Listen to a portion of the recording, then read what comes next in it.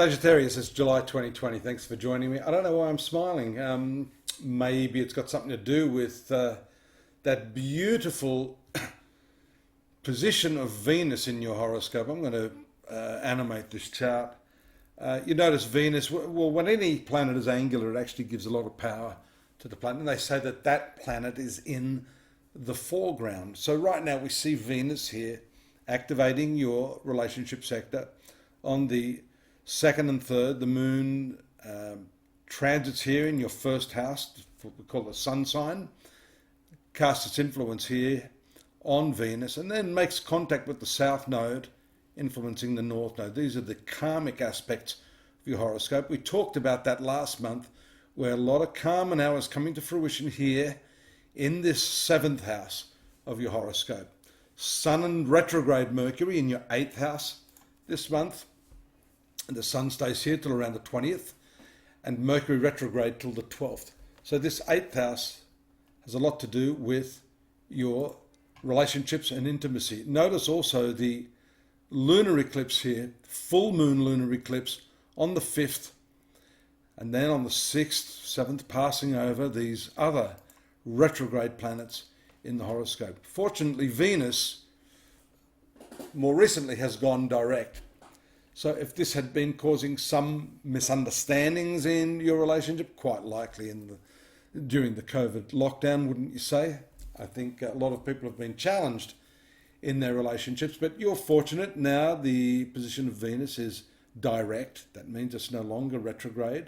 It's picking up some steam, and it's usually a very nice planet to have, influencing either the 5th house of love affairs, the 7th house of marriage, public relations, or the 11th house, which is friendships and fulfillment of desires. Now, Mars is a friendly planet, so it's also simultaneously there in the 5th house. And you'll notice that there's a lovely 60-degree or sextile aspect, very passionate, I might add. That might be triggered or come to fruition when the moon travels around here and makes contact with these planets. Venus by that time will have moved away, but there is still some connection there between these planets. There's still that sensual, well, rather sexual energy that's influencing your love affairs, your marital affairs, your creativity. That's also enhanced by the conjunction of the moon to Neptune on the 10th.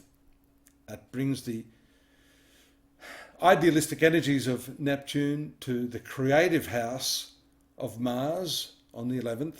And that happens just as Mercury here, see the little S here, stationary direct.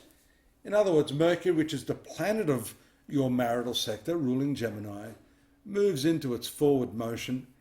And this being the planet of communication in the house of intimacy, this is a nice additional lift to the relationship structure. Mind you, Mercury also rules your career, so I'd be saying that after, give it a few days to pick up steam, your professional activities will also do well. A lot of people worry when the planet ruling career is in the 8th house, but if you count from this 10th house, 10, 12, 11. The 11th house is also a house of gains. So here you have these two planets, Mercury and Sun, transiting the 11th house from the 10th. So that should show some opportunities, and some of those may have been hidden under the retrograde motion of Mercury and are now coming to light. Notice Moon here on the 18th, making its contact to Venus there in your 7th house. That's also a good time to negotiate any business transactions, because this 8th house also has to do with the money that you share with other people. Here, as I said, Venus gives you a dose of good luck.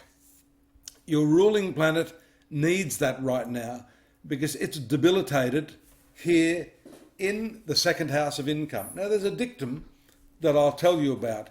The debilitation, Jupiter's weakest position is Capricorn.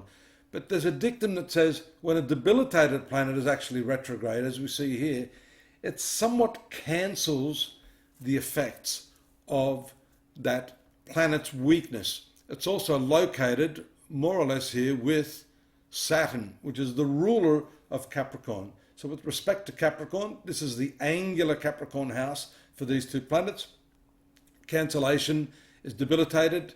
Venus in the 7th brings good opportunities, and Jupiter's cancellation also ensures a flow of money where there was not as much before.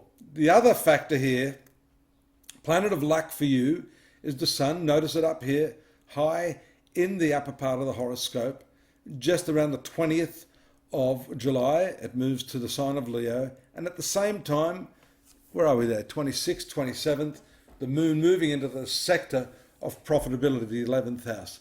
A little bit of weakness after that as the Moon moves here into this 12th house. You'd think, however, there's another dictum here. The Moon rules your 8th house, which is not a favourable house, transiting through the unfavourable 12th house. That cancels the losses out as well. So you'll be really spending a lot of time figuring out how you can cut your overheads and improve the bottom line. I really like this Sun movement up in the 9th house. That's excellent for study courses or educating yourself to improve yourself. And that's a good time to do that now, because you see the retrograde planets here in the finance sector are not going to fully give you the benefits of the hard work you've put in. But be patient, my friend. If you stay tuned here, we're going to keep you up to date with the ongoing life story of Sagittarius, channeled by me, yours truly, Dadhichi. And don't forget, if you want more on this, why not visit astrology.com.au. I've got the daily, monthly, weeklies now, which are going to help you to make more sense of this on a more detailed analysis week by week. The yearlies are there for you if you want to get the larger context. I'm here if you want to drop me a note, either to answer some technical question, or if you want a personal reading. That's probably the best way to go, because then we can analyze this based upon your time and place of birth. Of course, stay safe, be happy, and I look forward to your company next month. Bye-bye now.